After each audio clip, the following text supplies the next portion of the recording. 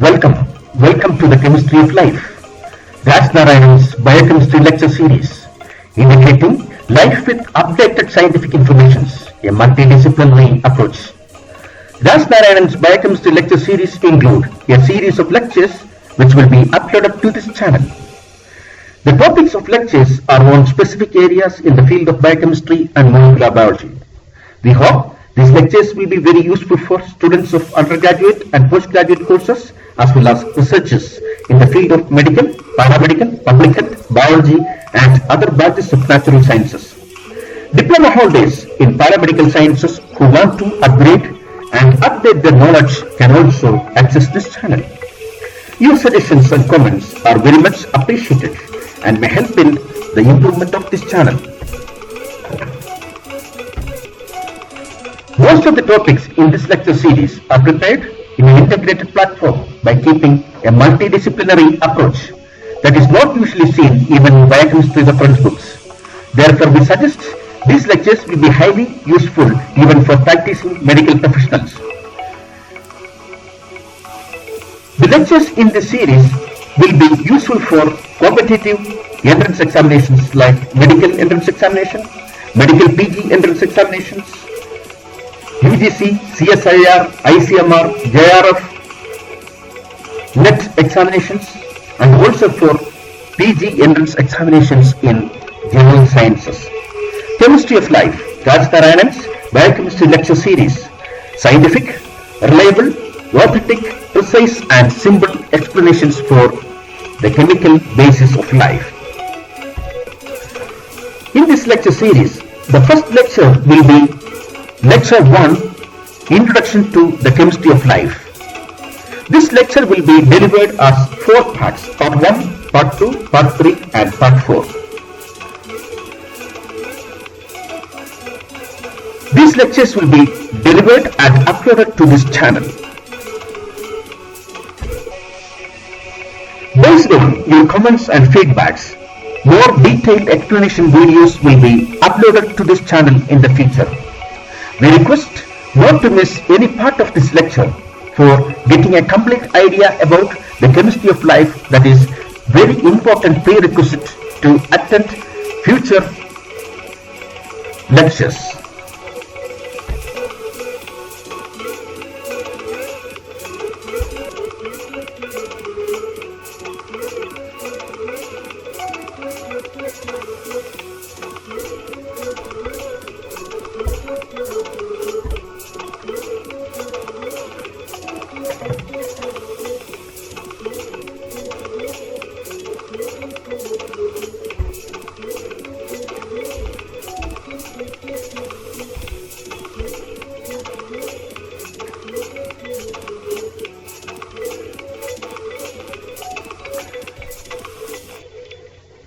This is Lecture 1, Introduction to the Chemistry of Life, Part 4.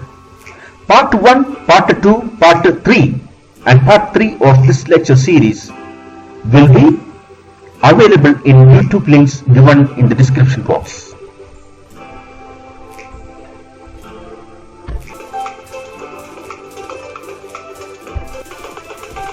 In the Part 4 of Introduction to the Chemistry of Life, we are going to discuss about cell as the basic structural and functional unit of life and cell as a metabolic factory.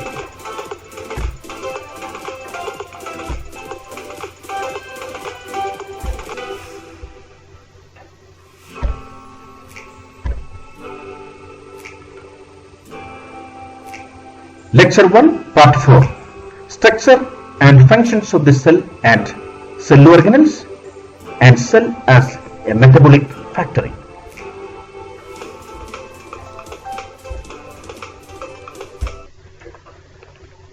First, let's discuss the structure of the cell, different types of cell organelles and their functions.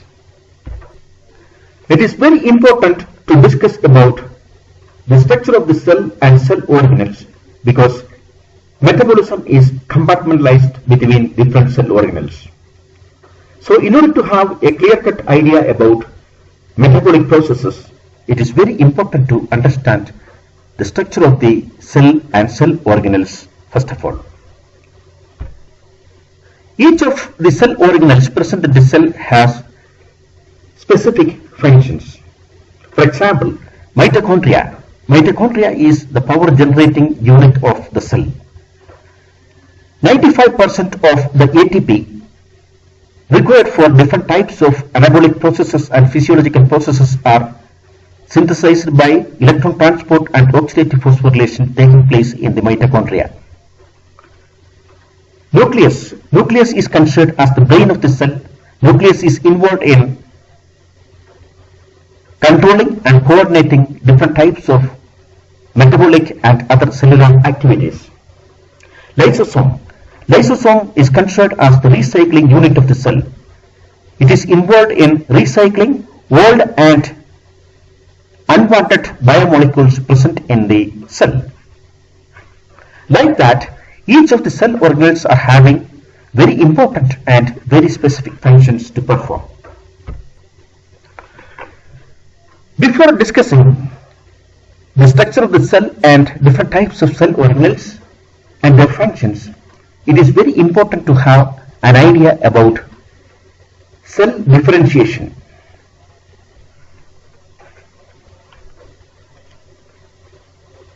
What is cell differentiation and how it takes place?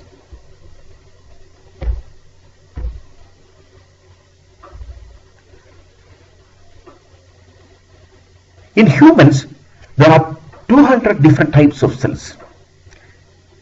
Each of the cells are structurally, functionally, physiologically and metabolically different from one another.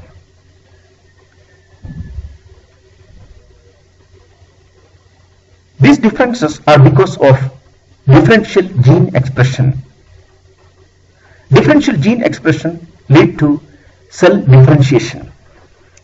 The differences in the morphology and in the biochemical composition of different types of cell is because of cell differentiation, and cell differentiation takes place because of differential gene expression. Morphological and biochemical differences are responsible for the differential functioning among the cells. All the cells in an animal body are formed from fertilized ovum or fertilized egg. We can call it as zygote. When the zygote further divides, the cells formed are differentiated into different types due to differential gene expression. This process is called cell differentiation. So the morphological, biochemical, physiological and other differences between different types of cells is because of a process called cell differentiation, and cell differentiation takes place because of differential gene expression. Muscle cells, also known as myocytes, brain cells, also known as neurons, liver cells, also known as hepatocytes, they are all morphologically and functionally different from each other, irrespective of the same chromosome or gene composition. This happens because of differential gene expression. For example, actin and myosin are two proteins present in muscle tissue. These proteins are involved in muscle contraction. We know the movement of different body parts, the movement of different organs takes place because of muscle contraction, and muscle contraction is a result of metabolic processes taking place within the muscle.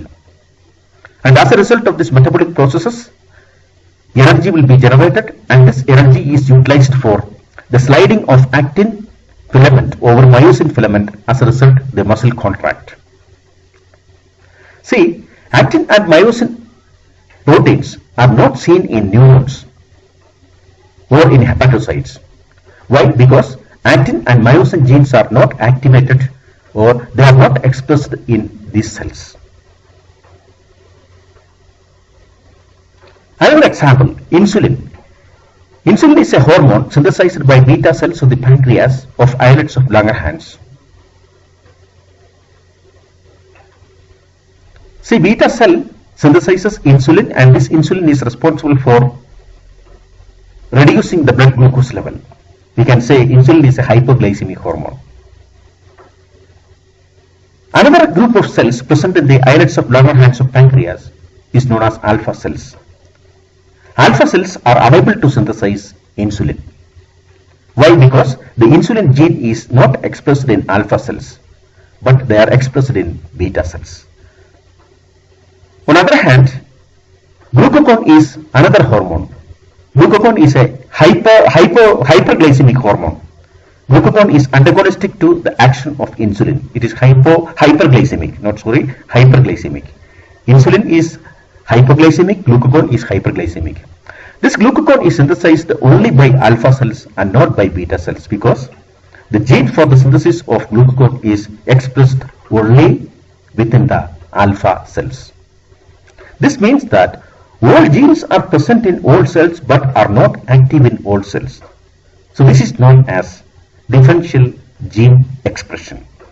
And because of this differential gene expression, different cells are metabolically different, they are biochemically different, they are different in their biochemical composition, they are morphologically different. So in order to adapt to different types of functions, specific functions, these cells are adapted. So differential gene expression play a very important role in assigning different types of functions to different groups of cells in our body. So all the 200 different types of cells are having morphological functional differences only because of their differences in biochemistry and metabolism. And this difference in biochemistry and metabolic processes is because of differential gene expression. I hope you understand. Because of this differential gene expression, different cell types will have different biochemical composition, different sets of enzymes, different metabolic activities, different morphological characteristics, different physiological functions, and so on. This makes each cell type to perform very specific functions. For example, alcohol metabolism is carried out by hepatocytes. Why? Because two important enzymes required for the degradation of alcohol, the detoxification of alcohol, namely alcohol dehydrogenase and aldehyde dehydrogenase, are present only in hepatocytes. The genes for alcohol dehydrogenase and aldehyde dehydrogenase are expressed only within the hepatocytes and not in any other cells like neurons or myocytes. And these genes are active only within the hepatocytes. Because of this, alcohol dehydrogenase and aldehyde dehydrogenase are produced only within the hepatocytes, and the hepatocytes liver is involved in the process of alcohol detoxification. Differential gene expression is because of the effect of many factors, especially of hormones. Hormones play a very important role in differential gene expression. We will discuss about these things more in another lecture. Majority of the cells in animals are 10 to 50 micrometers in diameter, except that the neurons are several centimeters long. The morphological characteristics of neurons are entirely different from other cells because neurons are involved in the propagation or the transmission of nerve impulses. So in order to perform the nerve impulse transmission, the morphology of the cell is well adapted, and it is having a morphology that is entirely different from other cells in our body. Before going to the details about the structure and functions of different types of cell organelles in human cells, let us see the general classification of cells.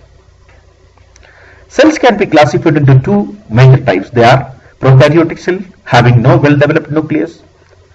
Prokaryotes include bacteria and blue-green algae. Blue-green algae are also known as cyanobacteria. The second type is eukaryotic cell having a well-distinct nucleus. Eukaryotes include other types of organisms, both unicellular, including yeast and other fungi, and all multicellular organisms having higher levels of organization. Eukaryotic cells are larger and contain cell organelles such as endoplasmic reticulum, mitochondria, Golgi bodies, peroxisomes, etc., each having different biochemical activities within the cell. So a eukaryotic cell is well-developed cell that is entirely different from prokaryotic cell. Eukaryotic cells have all the cell organelles, but some of the cell organelles are missing in prokaryotic cells.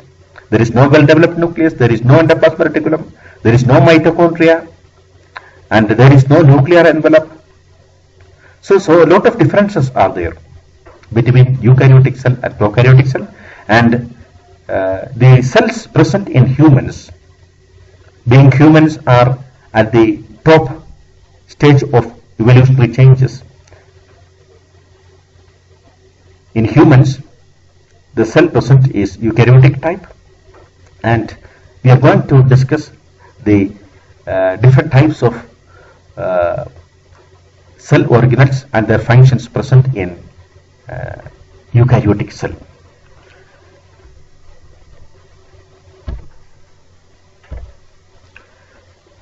Before that, let's see some of the differences between a plant cell and an animal cell.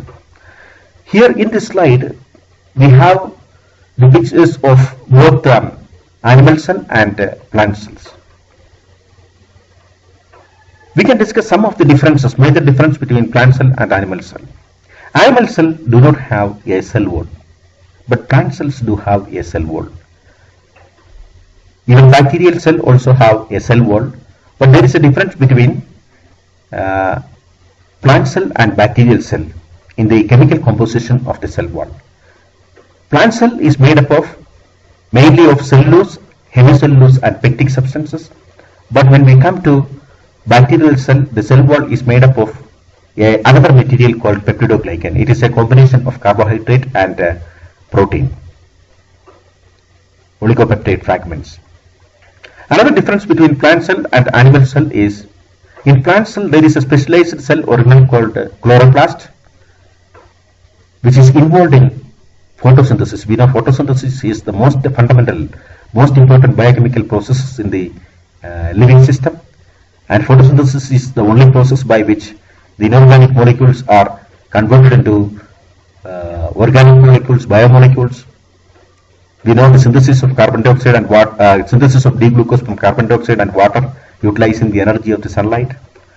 So photosynthesis is a very significant process, and photosynthesis is the only source of molecular oxygen in the environment. All aerobic organism depends on this molecular oxygen for respiration. So in many different ways, photosynthesis is very important for the existence of life in the biosphere. So chloroplast is a very important organelle which contains a specialized pigment known as chlorophyll, and this chlorophyll pigment is known as the light harvesting antenna of the biosphere. So this chlorophyll molecule helps to convert, or it helps to capture the energy from the sun, the light energy, the physical form of energy from the sun, and this physical energy is converted into chemical energy, and this chemical energy is incorporated into the D-glucose molecule synthesized. So this is the only mechanism by which the energy of the sun is made available for different living organisms on the earth. So this is one of the another difference between plant cell and animal cell. In animal cell there is no chloroplast, in plant cell there is a chloroplast. Cell wall is present in plant cell and there is no cell wall in animal cell. The generalized structure of plant cell and animal cell are the same. Let's discuss the structure of different types of cell organelles now. The first one is plasma membrane. We know plasma membrane is the outermost covering or the outermost boundary of the cell. It has a thickness of 75 angstrom. 75 angstrom. It is formed of lipids, proteins and carbohydrate. Lipids being the major constituent. The structure of the plasma membrane is better explained by fluid mosaic theory proposed by Singer and Nicholson. According to this theory, not only plasma membrane, all other membranes present in the cell. We know there are many other membranous cell organelles like nucleus. Nucleus have a double membrane envelope called nuclear envelope. Then mitochondria has a double membrane structure. mitochondrial membrane, outer membrane and internal membrane, lysosome, Golgi bodies, vesicles, endoplasmic reticulum, all these are membranous cell organelles. So plasma membrane and all other membranes present in membranous cell organelles are having the same basic structure.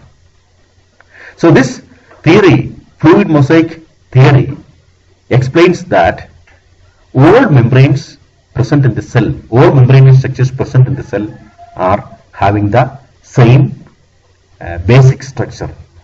So it is fluid in nature, so that the constituent biomolecules can move independently within the structure. This fluidity is responsible for many of the important function and many of the properties of plasma membrane. This fluidity is responsible for the transport of metabolites into and out of the cell.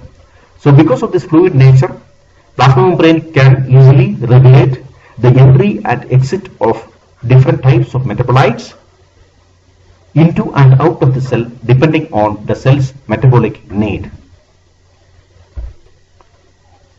Let's come to the fluid mosaic model of plasma membrane structure. According to this model, plasma membrane has three layers: outer layer, middle layer and inner layer. The outer layer is having a thickness of 20 angstrom and it is consisting of proteins and polysaccharide. The middle layer is having a thickness of 35 angstrom. It is consisting of mainly phospholipid and cholesterol, and you see this cholesterol is present only in animal cell membrane. It is not present in plant cell membrane. The phospholipids are arranged in the form of a bilayer with its polar hydrophilic heads facing towards the outside. Okay, the hydrophilic heads are placed towards the outside because water is present outside, and the non-polar hydrophobic tails are interacting at the center of the bilayer, or middle of the bilayer we have to say. So this is the basic structure of all cell membrane. There is a phospholipid bilayer, that is the middle layer, and the third layer is the inner layer. It is having a thickness of 20 angstrom and it is consisting mainly of proteins. So there are three layers: outer layer, middle layer and inner layer. Outer layer is having a thickness of 20 angstrom, middle layer is having a thickness of 35 angstrom and inner layer is having a thickness of again 20 angstrom. So altogether the plasma membrane is having a thickness of 75 angstrom according to fluid mosaic model of cell membrane structure proposed by Singer and Nicholson.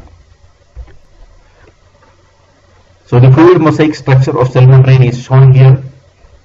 Here three layers are visible. This is the outer layer and this is the middle layer and this is the inner layer. And we can see how the different types of biomolecules are distributed in different layers. The outer layer has glycolipid, glycoprotein, and there are carbohydrate chain linked to the phospholipid head. Then the middle layer is mainly composed of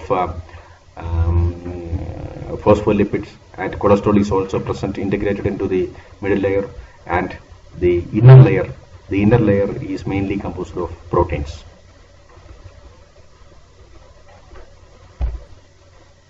This is another figure.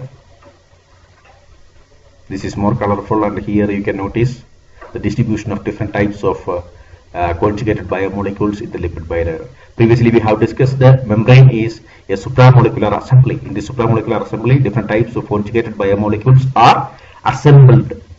Supramolecular means it is above the level of the molecule. It is an assembly, it is an association of different types of conjugated biomolecules like glycoprotein, glycolipid, etc., and complex lipids.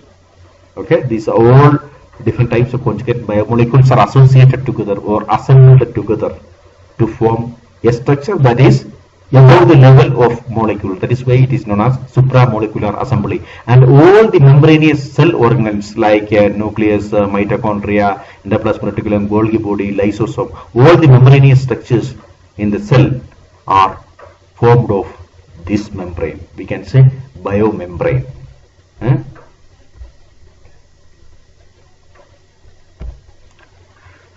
Now let's discuss more about the distribution of different types of biomolecules in the fluid mosaic model of cell membrane structure. The proteins present in the membrane structure can be categorized into three: extrinsic, intrinsic and transmembrane proteins. Extrinsic proteins are present outside the bilayer structure. They are either facing the extracellular matrix or they are facing the cytoplasm. Then intrinsic proteins are completely immersed within the bilayer structure. And transmembrane proteins are traversed within the bilayer structure with its ends protruding on either surface. So transmembrane proteins are larger proteins. It traverses through the bilayer. One end will be protruding to the cytoplasmic side and the other end will be protruding towards the extracellular matrix. So this is how the different types of proteins are distributed in the lipid bilayer structure: extrinsic, intrinsic and transmembrane proteins. The carbohydrates present in the fluid mosaic structure are attached to the protein to form glycoprotein or attached to the lipid to form glycolipid. The membrane proteins are having different functions such as transport of different types of metabolites and ions into and out of the cell. Some of them are also functioning as receptor molecules that receives different types of extracellular signals. For example, the hormonal signals. The membrane protein that receives hormonal signals are known as hormone receptors. There are different types of receptors for different hormones. Insulin receptor is there, glucagon receptor is there. So like that, for different types of hormone receptors are present. There are certain receptors that receives signals in the form of neurotransmitters. We will say neurotransmitter receptor. Epinephrine receptor is an example. Epinephrine receptor. Then acetylcholine receptors. Okay, these receptors are present in neurons on the surface of the neurons mainly. And there are receptors for growth factors. We can generally call them as growth factor receptors. So the membrane proteins are involved in performing different types of functions other than their structural role. Some of them are transport proteins, some of them are receptor proteins, receiving different types of signals from other tissues of the body, chemical signals from other tissues of the body in the form of hormones, neurotransmitters and growth factors. Let's discuss the general function of plasma membrane. Plasma membrane is involved in the regulation of movement of different types of metabolites into and out of the cell.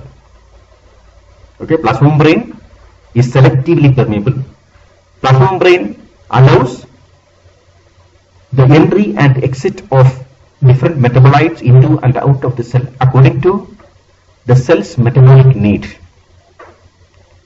If certain metabolites are required inside the cell, the entry of these substances will be allowed. If certain substances are excess within the cell, if their concentration within the cell are above the required level, these substances will be sent out of the cell. So different metabolites, ions, everything, all these substances will be transported across the membrane with the help of transport proteins present in the plasma membrane. And plasma membrane is the outermost boundary of the cell. Plasma membrane is involved in protecting other cell organelles, involved in cell-cell communication. In a tissue, one cell is interacting with the neighboring cell in different manner. This interaction is known as cell-cell communication. So plasma membrane, certain types of molecules, especially glycolipids and glycoproteins present on the surface of the cell. That means present on the outer surface of the cell, outer surface of the plasma membrane are involved in cell-cell communication. So this cell-cell communication is very important for maintaining the integrity of the tissue. If the cell-cell communication is lost, or if there is a change in the glycoprotein structure or glycolipid structure, the surface properties of the plasma membrane will be changed, and this lead to loss of interaction with the surrounding cell. If the cell-cell communication is lost, such a cell will be detached from the tissue and it will be liberated into the circulation. So this is the reason for the development of cancerous cells. So cell-cell communication, proper cell-cell communication, cell-to-cell interaction is responsible for maintaining the integrity of the tissues. So the tissue integrity is very important for performing physiological function, for the performing normal physiological function. Then the cell is also involved in endocytosis and exocytosis. Endocytosis and exocytosis are the terms used for mass transport of substances into and out of the cell. Endocytosis means the transport of substances into the cell. Exocytosis means the transport of substances out of the cell. Endocytosis helps in the bulk transport of materials into the cell. Exocytosis is important for the process of cell secretion. Certain proteins synthesized within a cell, for example, insulin synthesized within the beta cells of the islets of Langerhans of pancreas, is secreted to the circulation. Okay, insulin will be liberated into circulation, and the site of the action of insulin is not beta cells of the pancreas. The site of action of insulin is other cells, other tissues. So insulin should be transported. For that purpose, after insulin synthesis, insulin will be transported or secreted out of the cell with a process known as exocytosis. And another important function of plasma membrane is plasma membrane receives chemical signals in the form of hormones, neurotransmitters, growth factors, etc. We have already discussed these things before. So these are the general functions of the plasma membrane, and we will discuss more about this in another lecture. For the time being, in the introductory section, this will be sufficient, or this will be enough. Now let's come to the structure and function of nucleus. Nucleus is considered as the brain of the cell because nucleus is controlling and coordinating different activities within the cell. Nucleus is the storehouse for the genetic constitution or gene content of an organism. The chromosomes are present within the nucleus, and the genes are present in the chromosomes, and these genes are controlling and coordinating the different activities of the cell. So nucleus is the most important cell organelle, and nucleus is, we can say, it is the largest and it is the heaviest component, having a size of 2 to 10 micrometers in diameter. 2 to 10 micrometers in diameter. It has a double membrane envelope called nuclear envelope. The outer membrane is continuous with endoplasmic reticulum. The nuclear membrane contains, it has certain pores called nuclear pores, which allows the passage of larger molecules such as proteins, nucleic acids, etc. from nucleoplasm to the cytoplasm. Many molecules are transported from nucleoplasm to the cytoplasm. We can say there are different types of RNAs: tRNA, transfer RNA, mRNA, messenger RNA, rRNA, ribosomal RNA. All these different types of RNAs are having their functions within the cytosol. They are all involved in the process of protein synthesis. mRNA carries the message for protein synthesis from gene to the ribosome.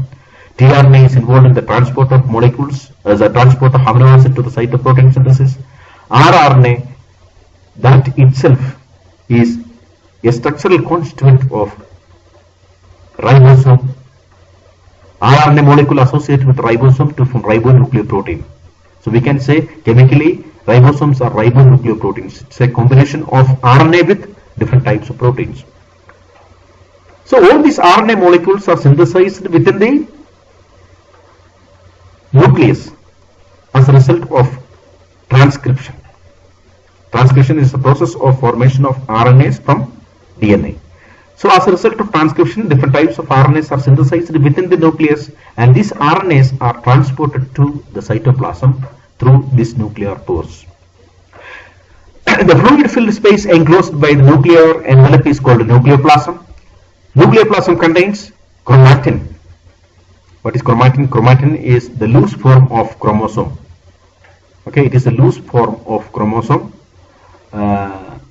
When a cell undergo division, this chromatin undergo condensation to form particular structures known as chromosomes. So chromatin is nothing but it is an association of DNA and protein. We can say chemically it is deoxyribonucleoprotein. About ribosomes, we found that ribosomes are ribonucleoprotein. Here chromatin we can say deoxyribonucleoprotein. Okay, these two are different types of supramolecular assemblies. So there is a chromatin or chromosome within nucleoplasm. Nucleoplasm also contains enzymes responsible for replication and transcription. Transcription we have already discussed, the process of synthesis of RNAs. And what is replication? Replication is a process of synthesis of DNA synthesis. So the replication takes place just before cell division. Okay, the DNA undergo duplication and the chromosome will undergo duplication. As a result, the number of chromosomes will be doubled, and each set of chromosomes will move to opposite poles of the cell during cell division, and finally the cytoplasm get divided so that each of the daughter cells will have the same set of chromosomes, the same set of genes as the parent cell. So this is the structure of the nucleus. Different structures are shown in this figure. There is nuclear envelope. It is a double membrane structure, and there are nuclear pores, and nucleoplasm is there. Within the nucleoplasm, different structures are distributed. We can see the chromosomes here. Then there are nucleolus. Okay, nucleolus is the cell organelle from which the ribosomes are originated. Okay, so different structures are here within the nucleus.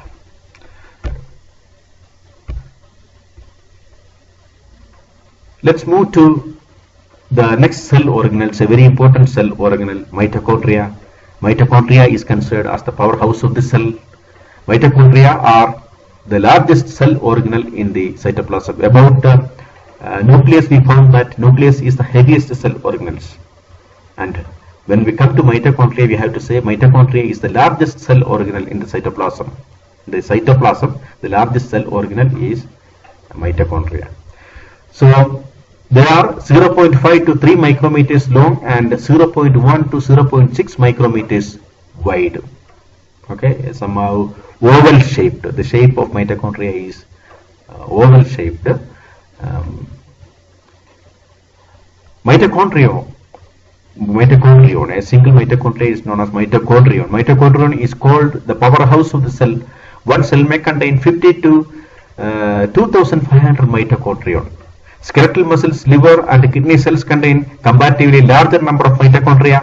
Mitochondria are double membrane structures containing an outer membrane and an inner membrane, outer mitochondrial membrane and an inner mitochondrial membrane. The fluid-filled space enclosed by the mitochondria is called the mitochondrial matrix. The inner membrane has several infoldings into the matrix called cristae. Okay, the inner membrane of the mitochondria has several infoldings into the matrix. It is these infoldings are known as cristae. It is clearly shown in this figure. You can see cristae here. So the formation of cristae helps to increase the surface area of the inner membrane. The inner membrane of the mitochondria is performing a very important function, electron transport. Okay, electron transport is a very important process in oxidative metabolism. And this electron transport is coupled with oxidative phosphorylation. We know oxidative phosphorylation is a process by which 95% of the ATP required for the cell's metabolic need or anabolic need is synthesized by oxidative phosphorylation. So electron transport is coupled with oxidative phosphorylation. Electron transport is required for oxidative phosphorylation. So we can say electron transport is very important for the synthesis of ATP, and this electron transport takes place within the in the inner membrane of mitochondria. For that, to adapt to this function, the inner membrane has larger surface area, and it is made available by so many infoldings into the matrix, and these infoldings are known as cristae. So this is the structure of the mitochondria, diagrammatic sketch of the mitochondria. Here we can see the outer membrane. Here we can see the inner membrane. Inner membrane is having so many infoldings known as cristae, and between the outer membrane and inner membrane there is a space known as intermembrane space, and the space enclosed by the inner membrane is known as mitochondrial matrix. Mitochondrial matrix is the place where so many oxidative metabolic reactions are taking place, like a Krebs cycle. Krebs cycle is cyclic metabolic pathway involved in the oxidation of carbohydrate, proteins as well as lipids. So so many important metabolic pathways are operated within the mitochondrial matrix.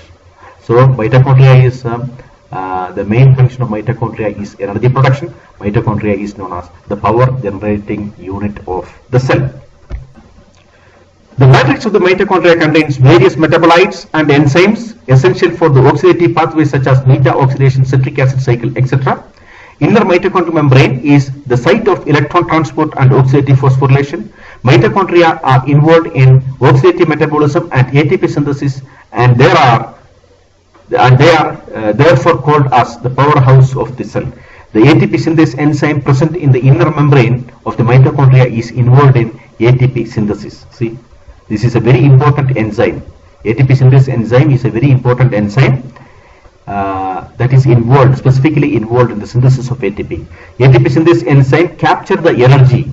During electron transport, energy will be liberated in the form of free form. That free energy is captured by ATP synthase enzyme, and this free energy will be incorporated into the high energy phosphate bond of ATP molecule. ADP combines with another inorganic phosphate to form ATP molecule, and this bond energy will serve as the energy source for all energy requiring anabolic reactions in the cell. So ATP synthase enzyme is very important for the synthesis of ATP, and this process of ATP synthesis is known as oxidative phosphorylation. Now let's come to another important membranous cell organelle, endoplasmic reticulum or ER. This is an interconnecting network of membrane enclosed spaces in the form of tubules, parallel sheets or vesicles. See, endoplasmic reticulum consists of different types of structures. It may be in the form of tubes, it may be in the form of parallel sheets, or it may be in the form of vesicles. There are two different forms of endoplasmic reticulum, rough ER and smooth ER.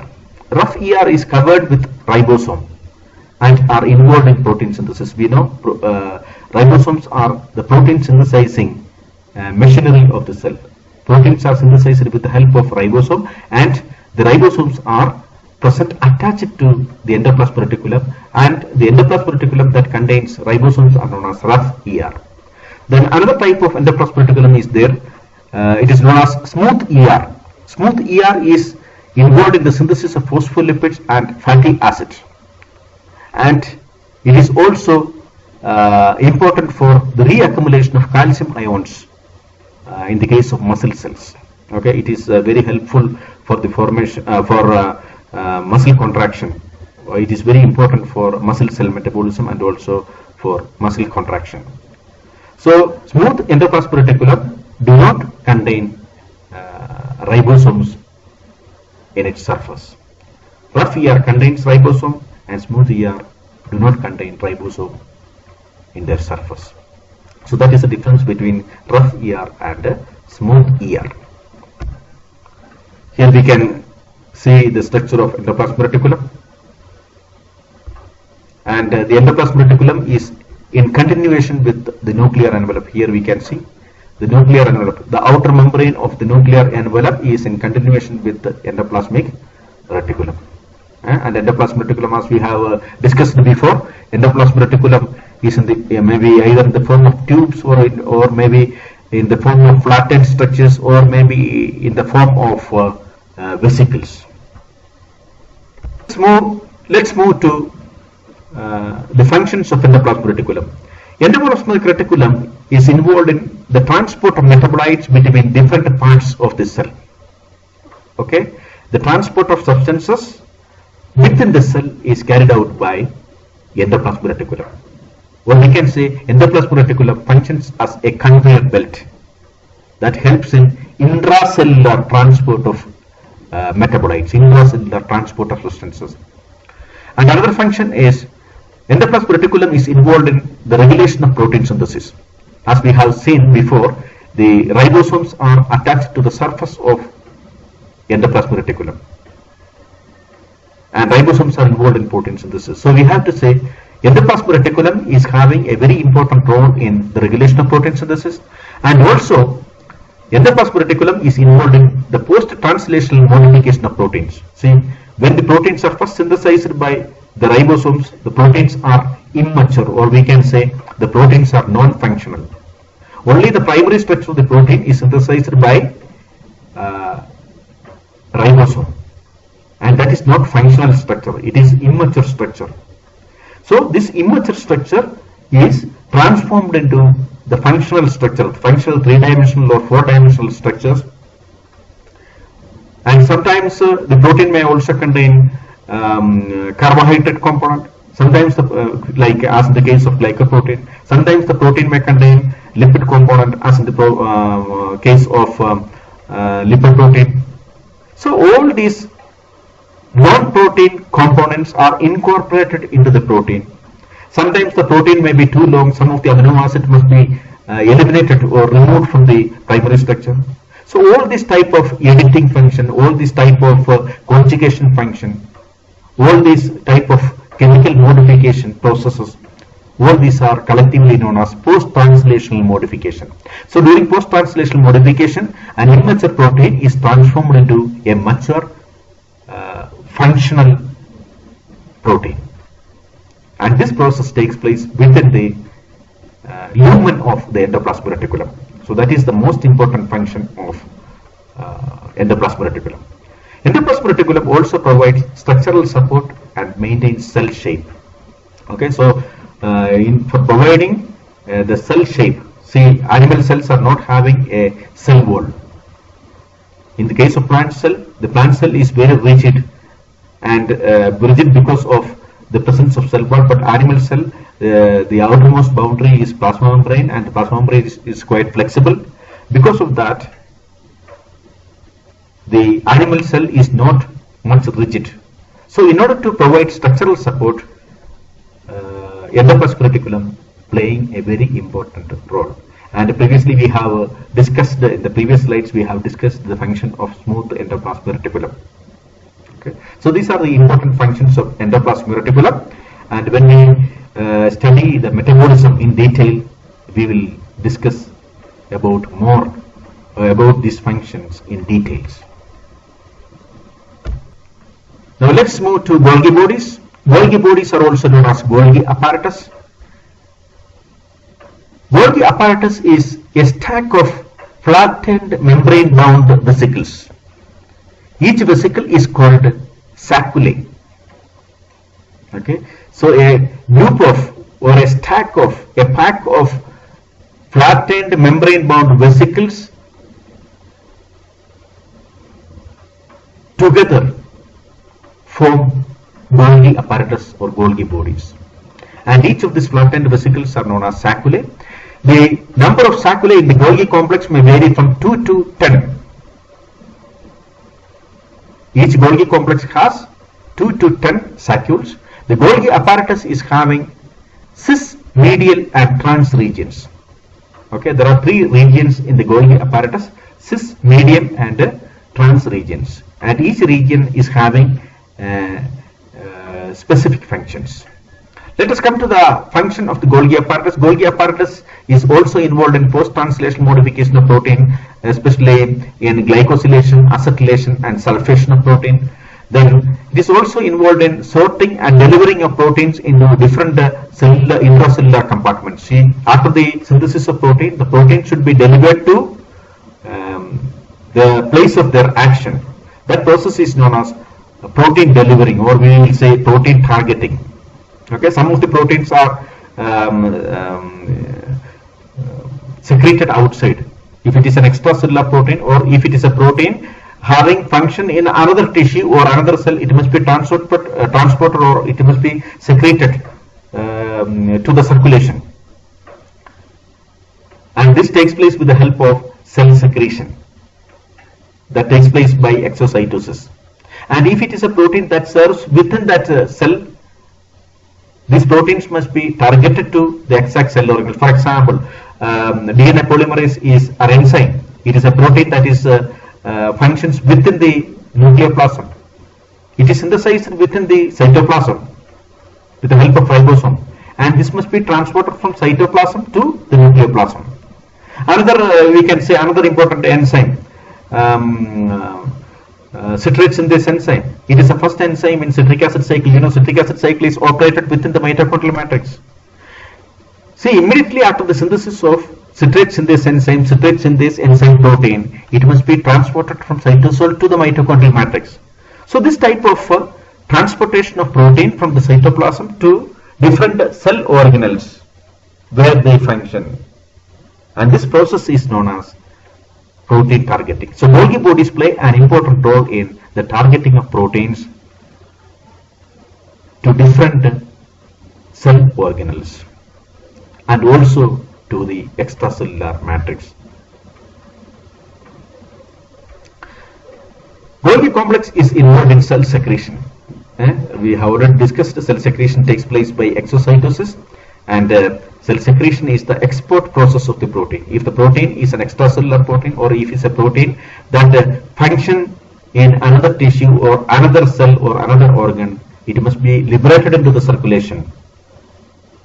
So first from the cell to the extracellular space, from the extracellular space to the blood circulation. So that is the mechanism. So this is known as export process. So Golgi apparatus play a very important role in the distribution of protein within the cell and also between cell. We can summarize. So here we can see the structure. We can clearly see the structure of Golgi apparatus. We can see the different phases. The cis phase, the trans phase. You can see here the cis phase, the trans phase, and here you can see the vesicles, the transport vesicle that comes out from the trans phase of the Golgi complex. So after the protein, post-translational processing of the protein is packed in the form of vesicles, and the vesicles comes out from the trans phase of the Golgi complex, and these vesicles will move to different cell organelles. For example, if the vesicles carries a protein that is present in the nucleus, these vesicles will move towards the nuclear membrane. It will fuse with the nuclear membrane, and the content will be liberated into the nucleoplasm. Suppose if the vesicle contains an enzyme or a protein that acts within the mitochondrial matrix, this vesicle will move to the mitochondrial outer membrane, and it will fuse with the mitochondrial outer membrane, and the content will be liberated into the intermembrane space. And suppose if this protein is an extracellular protein, it must be exported from the cell. So these vesicles will move towards the plasma membrane. It will fuse with the plasma membrane, and the content will be liberated into the extracellular matrix. That process is known as exocytosis, and exocytosis is the mechanism by which cell secretion takes place. Okay, so Golgi complex, we can say Golgi complex is the processing and packaging unit of the cell. It helps in the targeting of different molecules to different compartments within the cell, and also to export the substances, these molecules, to the extracellular space or to other cells. Now let's come to ribosome. Ribosomes are small granule-like cell organelles. Okay, that is why the structure is known as ribosomes. They are not made of membranes. So far we have been discussing about membranous cell organelles. They are all endoplasmic reticulum or Golgi body or nucleus or mitochondria. All these are made up of membranes. Now you see, when we come to ribosome, ribosomes are not membranous cell organelles. They are particular, they are granule-like cell organelles. These are chemically ribonucleoprotein particle, or we can say ribosomes are made up of two different groups of molecule. One is rRNA molecule and other is protein molecule. So protein combines with RNA to form ribonucleoprotein, and we can say chemically ribosomes are ribonucleoproteins, or we can say they are supramolecular assemblies formed by the association of ribosomal RNAs with different types of proteins to form ribonucleoprotein. Ribosomes contains small amount of phospholipids also. Small amount of phospholipid is also present in ribosome. The size of the ribosomes ranges from 15 to 20 millimicrons. They are very small in size. Eukaryotic ribosomes are 80S. S here refers to the sedimentation coefficient. S is Swedberg unit. Okay. A scientist named Swedberg coined the term for expressing the sedimentation coefficient of the ribosome. So according to Swedberg unit, the eukaryotic ribosomes are 80S, having two subunits, a large subunit having 60S, 60 Swedberg unit sedimentation coefficient, and a small subunit having 40S, 40S, that means 40 Swedberg unit sedimentation coefficient. So 80 plus 60, 60 plus 40, actually it should be 100, but the whole ribosome, when the larger subunit having a 60S sedimentation coefficient associated with a smaller subunit having 40S sedimentation coefficient, the whole ribosome will have a sedimentation coefficient of 80S and not 100S. Okay. Ribosomes are found attached to the endoplasmic reticulum and are the machineries for protein synthesis. So ribosomes are the protein synthesizing machineries of the cell. When larger number of ribosomes are found attached to one mRNA during translation, the structure is called polyribosome or polysome. You see, what is polysome? In a cell that is actively involved in the synthesis of certain protein, for example, beta cells of the pancreas is involved in the synthesis of insulin, alpha cells of the pancreas is involved in the synthesis of glucagon, and there are so many secretory cells which are involved in the synthesis of a specific product. See, when large numbers of ribosomes are involved in synthesizing a particular protein, we can see a number of ribosomes attached to, or a number of ribosomes translating an mRNA molecule at a time. At a time, so many ribosomes are translating a single mRNA. Such structures, such mRNA molecules, such structures containing large numbers of ribosomes are known as polysome or polyribosomes. So this is the structure of the ribosome.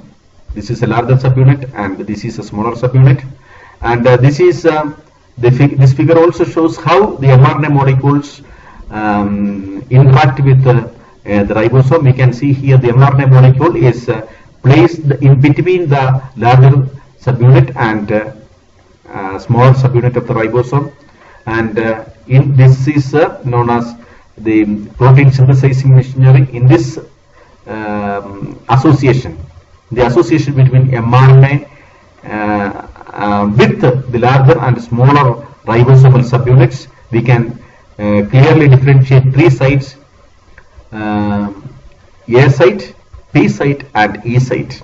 Okay, A site is amino acid attachment site, amino acyl site or acceptor site we can say. The P site is peptidyl site and E site is exit site. So the details of protein synthesis, everything we will discuss in another lecture. Okay, there will be a lecture on the process of translation. At that time we are going to see in detail about the ribosome assembly and the process of protein synthesis. For the time being, just understand the ribosome is having two subunits, the larger subunit and smaller subunit, and at the time of translation the mRNA molecules will come and associate with the ribosome, and the mRNA molecule will be placed in between the larger and the smaller subunit, and there are three different sites: acceptor site for amino acid, P site, peptidyl site, the site where the peptide bonds are formed between amino acid, and there is excitor site from where the tRNA molecule got exit from this assembly. Okay, so this is a tRNA molecule. So this is all about the ribosome mRNA interaction, ribosome mRNA tRNA interaction, and this will be enough for the time being. Now let's come to lysosome. Lysosomes are large membranous vesicles formed by budding off from Golgi complex. Okay, lysosomes are large membranous vesicles. They are formed by budding off from Golgi complex. Lysosomes contain hydrolytic enzymes or degradative enzymes that carry out the process of degradation of proteins, nucleic acid, lipids, and carbohydrate. You see, there are so many biomolecules within the cell which are having certain defect. Maybe certain proteins after a certain period, the proteins will become non-functional. For example, if it is an enzyme, once an enzyme is synthesized, don't think that this enzyme will work throughout the lifespan of an individual. Okay, after the proteins becomes older, or if the proteins reduces its functional ability, if the enzyme decreases its functional capacity, this proteins or this enzyme will be considered as older proteins. So these older proteins will be taken into the lysosome, and with the help of different types of proteolytic enzymes, these proteins will be degraded into amino acid, and this amino acid will be utilized for the synthesis of fresh or new proteins. So this process is known as recycling. Similarly, nucleic acids are degraded into nucleotides, lipids are degraded into fatty acids, glycerol and other components, and carbohydrates are degraded into sugars. So we can say lysosome is the recycling unit of the cell that contains different types of hydrolytic enzyme. There are lipases degrading lipids, there are proteases degrading proteins, there are nucleases degrading nucleic acids, and there are carbohydrates or carbohydrate digesting enzymes that degrades carbohydrates into their components. So lysosomes are involved in recycling of old and defective molecules present in the cells. So the pH inside the lysosome is acidic and ranges from 4.5 to 5. See why the pH, the physiological pH, we know physiological pH is 7.4. But within the lysosome, the pH is 4.5 to 5 because all the degradative enzymes present within the lysosome is active at this pH range, or we can say the optimum pH required for the functioning of degradative enzymes within the lysosome is 4.5 to 5. Let's come to the functions of lysosome. Lysosomes are involved in the degradation of unwanted cellular constituents. This process is called autophagy. Okay, all the unwanted old cellular components are degraded. Okay, it's known as autophagy. Complete destruction of the cell structures after cell death. Once a cell is dead by any because of any reason, if the cell is dead, what will happen? The whole cell structure will be digested, and this process is known as autolysis. So lysosomes are recycling units of the cell. So here we can see the structure of lysosome. The vesicles are coming out from the Golgi complex, and the vesicles come and merge with the lysosome to form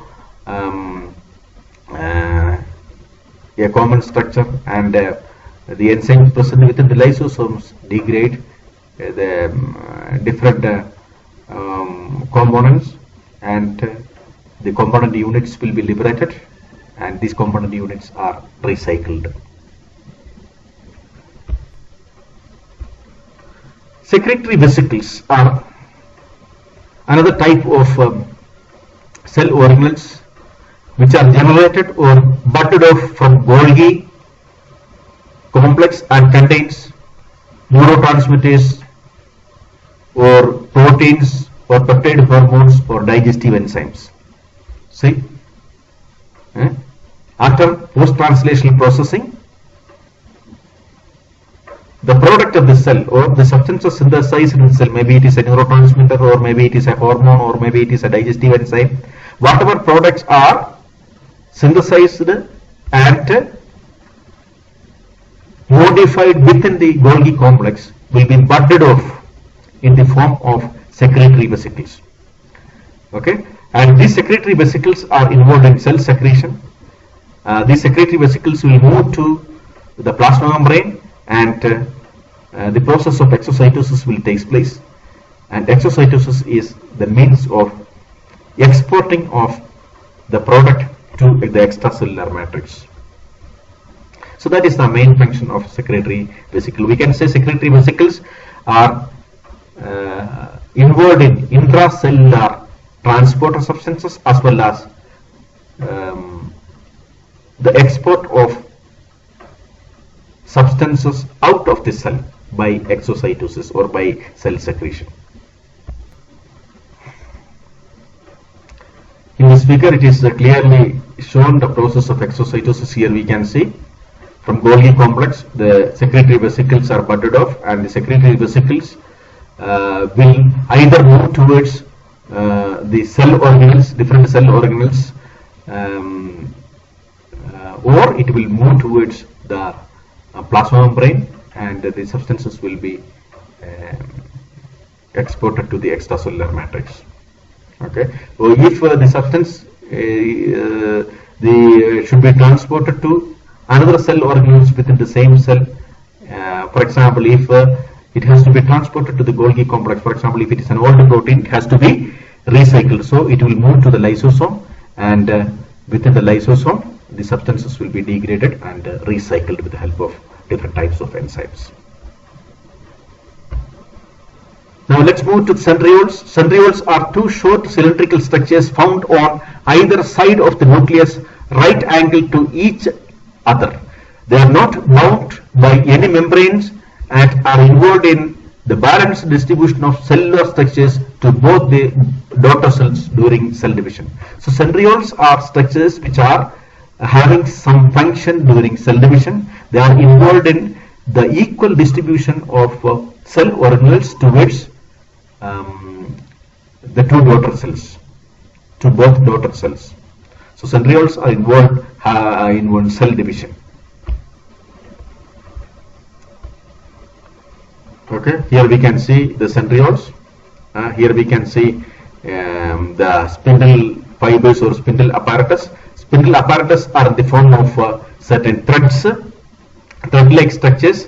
The chromosomes will be attached to the spindle fibers, and when the spindle fibers retract, each set of chromosomes will move to opposite poles of the cell, and each set of chromosomes will become the part of the daughter cells, different daughter cells, the two daughter cells, I mean.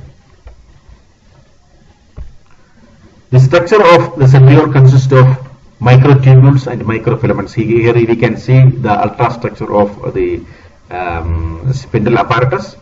It is consisting of two different types of structures. One is microtubule and other is microfilaments. More detailed structure of microtubules and microfilaments will be discussed in another session when we discuss the process of cell division, the process of mitosis and meiosis. We will come across more details regarding the function of spindle apparatus. Now let's come to cytoplasm and cytosol. The intracellular space enclosed by the plasma membrane is called cytoplasm. The cytoplasm contains various cell organelles. The soluble fraction of the cytoplasm is called cytosol. Okay, the soluble fraction of the cytoplasm is called cytosol.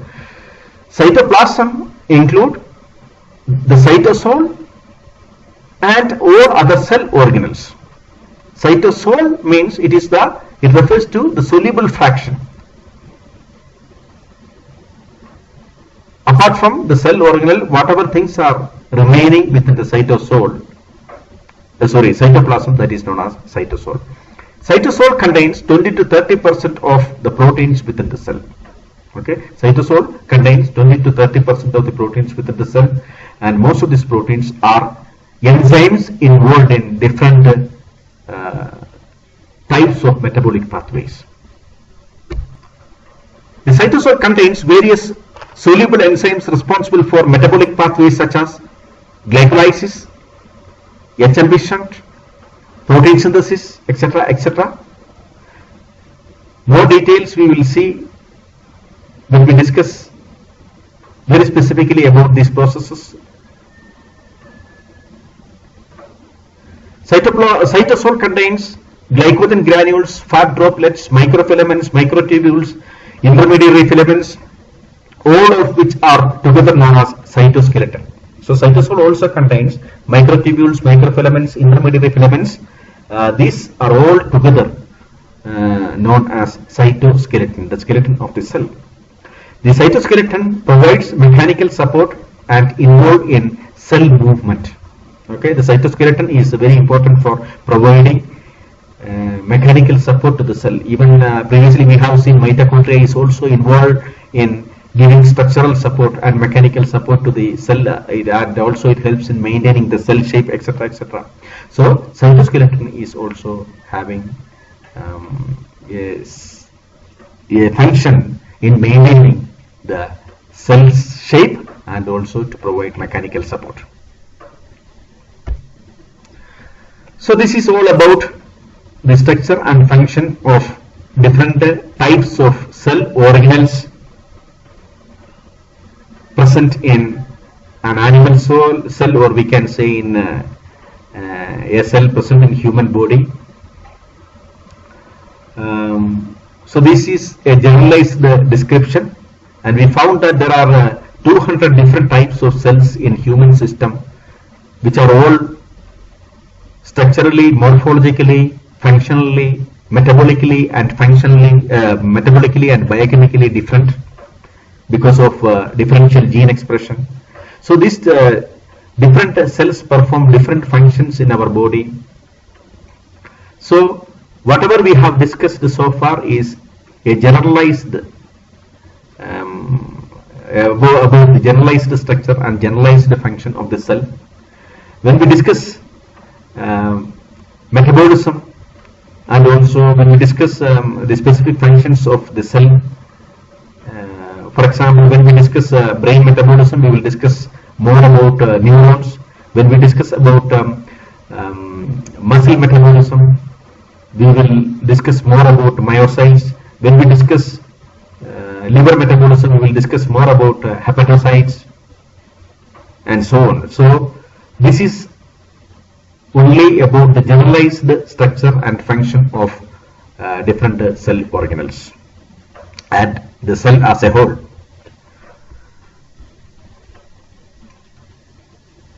Now let's pass on to the second objective in this part 4 of lecture 1, that is cell as a metabolic factory, or cell as a chemical factory.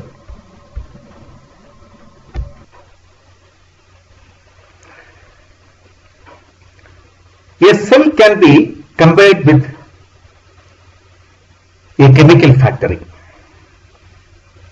We can better call it as a metabolic factory because whatever chemical processes, whatever biochemical processes taking place within a cell can be collectively called as metabolism.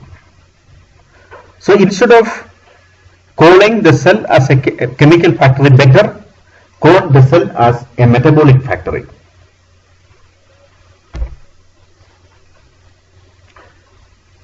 Thousands of reactions and hundreds of metabolic pathways are operated within a micrometer sized cell. As we have seen before, there is a clear-cut compartmentalization of metabolic processes between different cell organelles.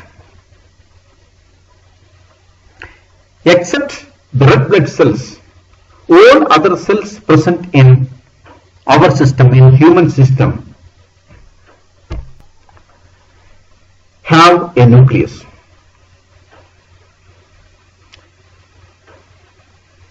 RBCs do not have a nucleus, and many other cell organelles like mitochondria, Golgi bodies, endoplasmic reticulum are all missing in the case of red blood cells, RBCs, or we can say erythrocytes. And the cytoplasm of the RBC is better known as matrix of the RBC. And this matrix is filled with, we know there is the respiratory pigment, hemoglobin, involved in the transport of oxygen to the tissues. So RBCs are cells, they are not complete cells. We can call RBCs as handicapped cells that misses a number of cell organelles, and RBCs are specialized for the transport of oxygen to the tissues. There are other functions also. RBCs also have a certain other function we will discuss later on. But the main function of RBC is the transport of respiratory gases, the transport of oxygen to the tissues and the transport of carbon dioxide back from the tissues to the lungs. Here in this figure we can see how the metabolic pathways are interconnected and how they are interlinked. Okay. Metabolism is a very complex process, but we have to explore it.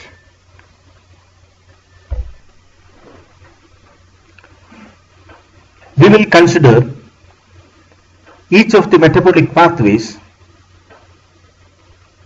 in the coming lectures. One by one we will have more detailed discussion about all these metabolic pathways. So now this is just an introductory section. Now we are going to consider the concept of cell as a metabolic factory.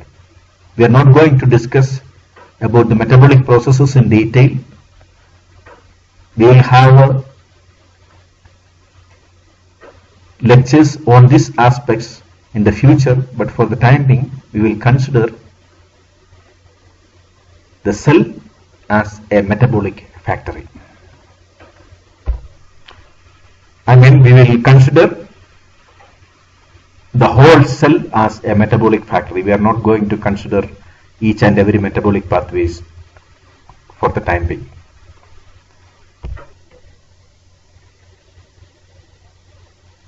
We found that a cell is the basic structural and functional unit of life. A cell uses one or more of the metabolic fuel such as carbohydrates, fatty acids and amino acids as energy sources to produce chemical energy in the form of high energy molecules, mainly adenosine triphosphate. So a cell utilizes some fuel molecule. It can be either a carbohydrate, that means hexose sugar, glucose, galactose, mannose or fructose, or it can be a fatty acid, or it can be an amino acid, or A cell can use all these different types of fuel molecules. Certain cell can use all different types of fuel molecules, carbohydrates, fatty acid, and also amino acids. So these fuel molecules will be oxidized to produce chemical energy, and this chemical energy will be stored in certain high energy molecules like adenosine triphosphate. Not only adenosine triphosphate, there are guanosine triphosphate, GTP. There is also CTP. But the major energy currency of our cell is adenosine triphosphate, ATP. Other major forms of high energy molecules include GTP, CTP, UTP. These are all known as nucleoside triphosphates. There are also thioesters like acetyl coenzyme A, succinyl coenzyme A, and malonyl coenzyme A. And there are also organophosphorus high energy compounds like glucose 6-phosphate, glucose 1-phosphate, fructose 6-phosphate, mannose 6-phosphate, etc. And there is also pyrophosphate. What is pyrophosphate? Pyrophosphate is a combination of two inorganic phosphate linked by one ester linkage.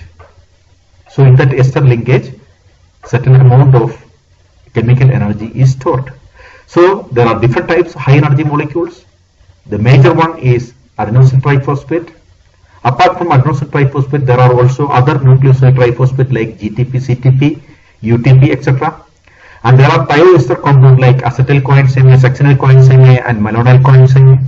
There are also organophosphorus compounds like glucose 6-phosphate, glucose 1-phosphate, etc., etc. And there is also pyrophosphate. So these are the high energy compounds present in our metabolic pathways. We can classify them into, once again, nucleoside triphosphate, thioesters, organophosphorus compounds, and pyrophosphate. So there are 4 groups of high energy molecules.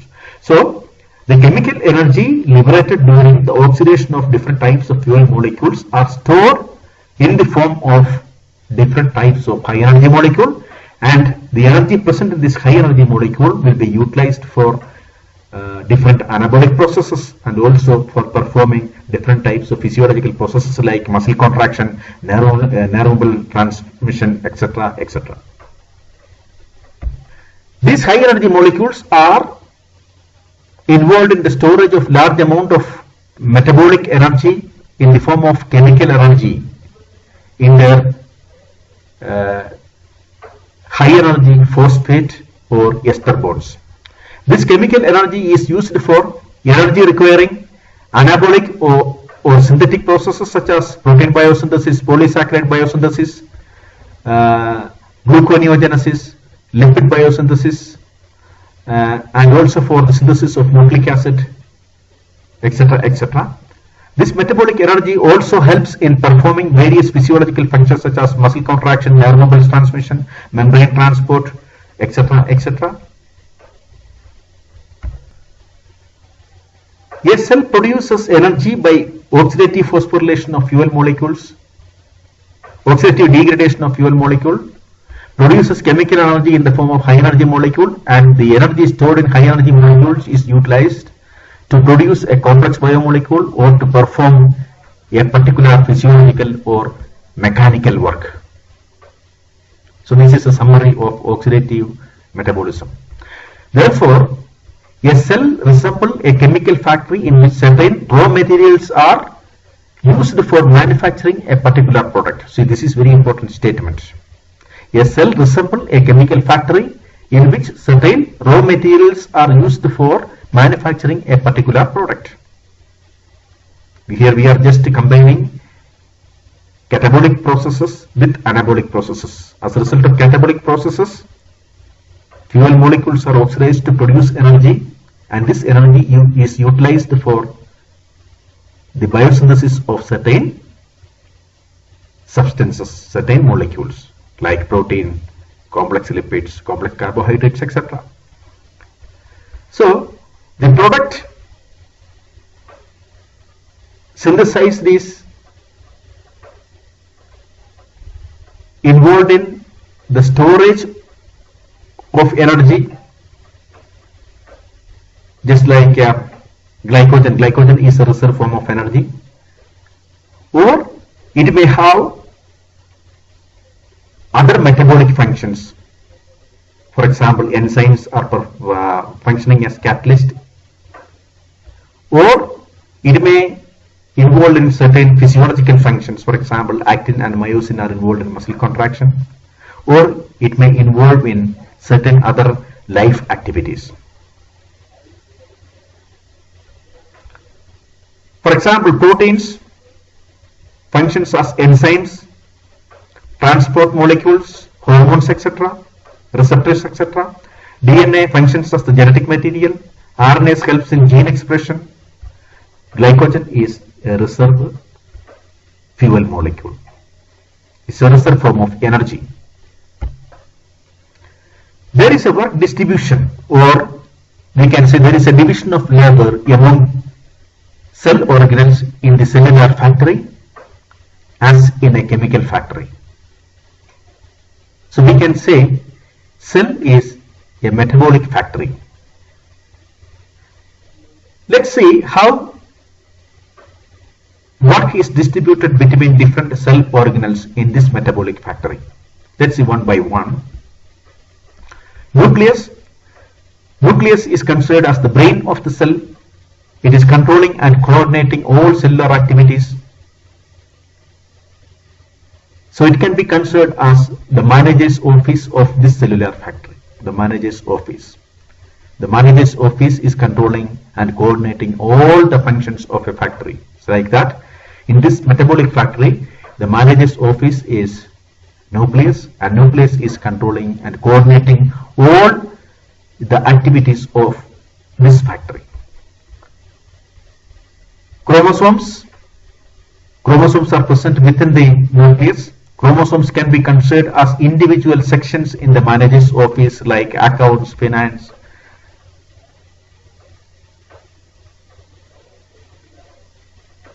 And these chromosomes will have different roles depending on the genes present in it.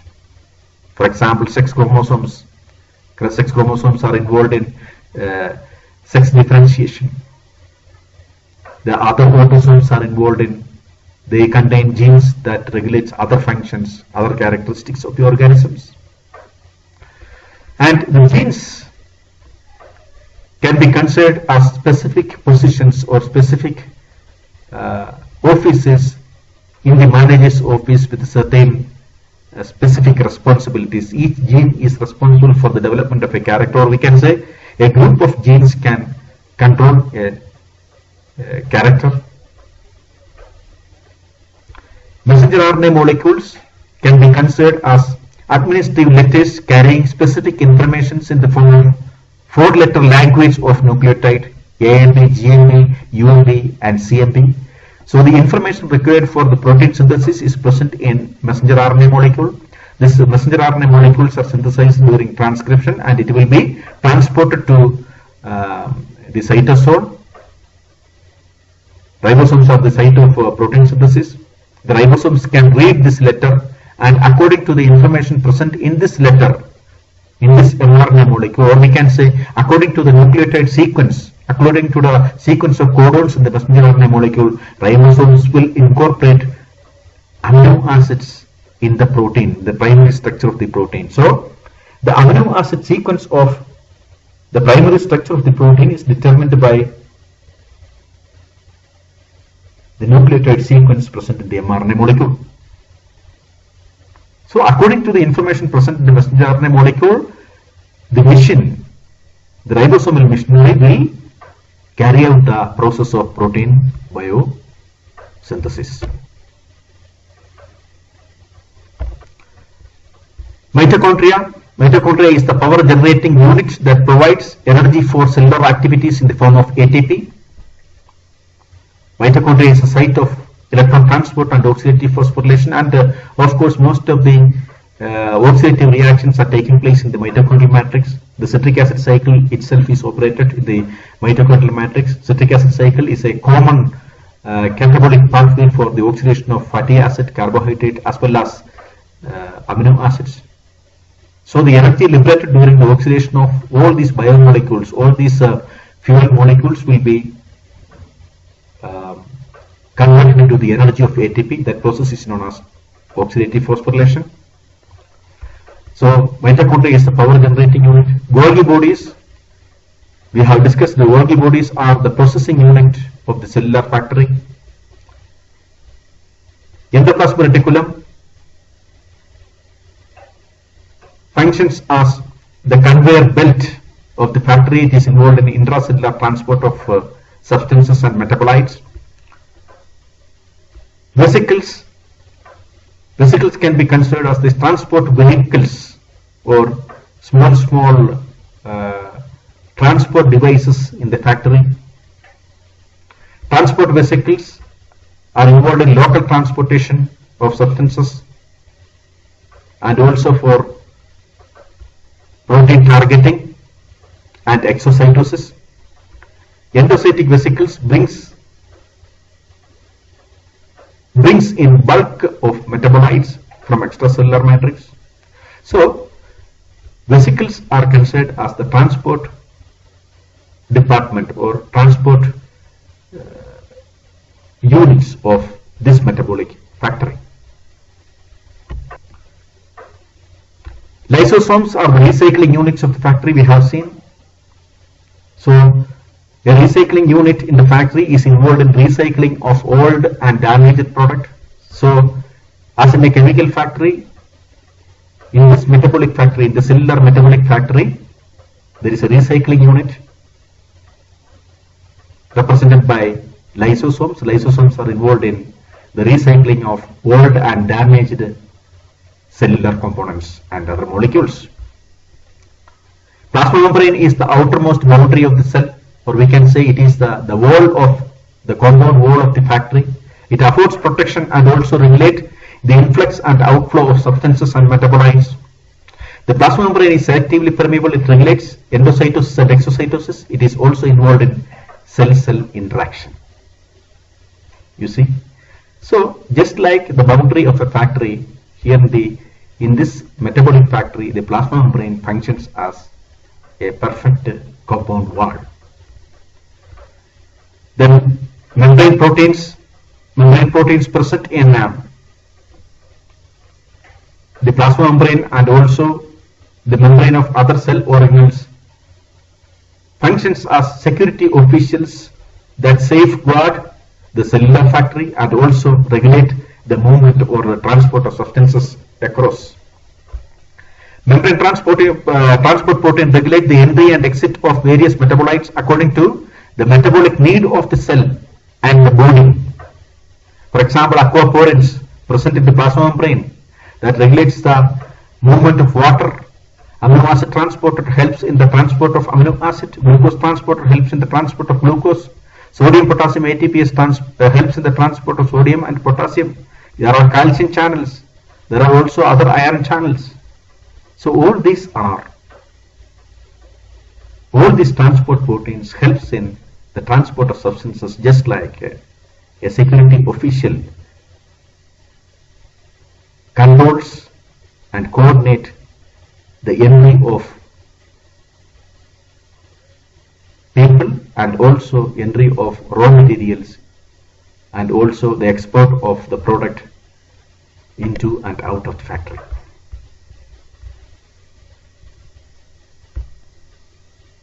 Ribosomes involved in protein synthesis, we found that it is the machine in the factory that synthesizes the protein product. Enzymes are the laborers of the cellular metabolic factory. Enzymes are the laborers.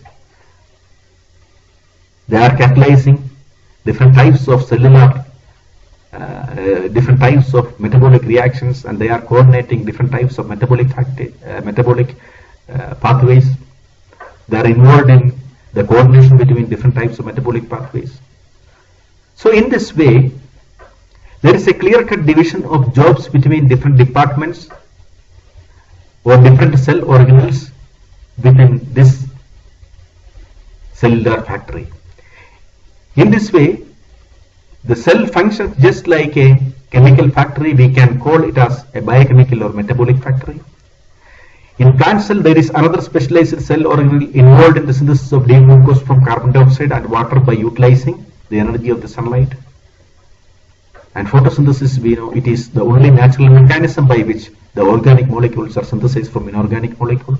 And photosynthesis is the only source of molecular oxygen in the Earth's atmosphere. All aerobic organisms are dependent on it. So for the existence of life, photosynthesis is very important. Even though we are focusing on animal cell, human cell, we should consider the process of photosynthesis, because photosynthesis is a very fundamental process to which all living organisms, all aerobic organisms are dependent.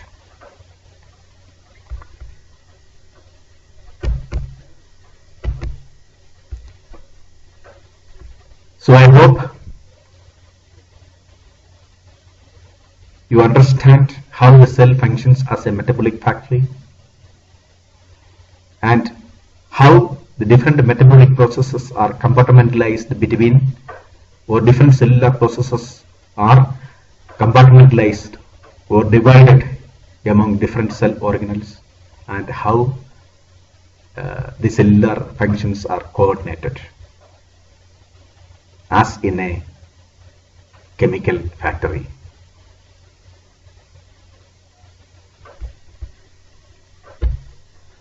So thank you for your attention, your comments, likes and dislikes. Thank you for subscription.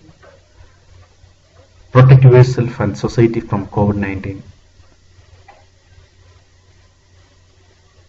See you for the next lecture session.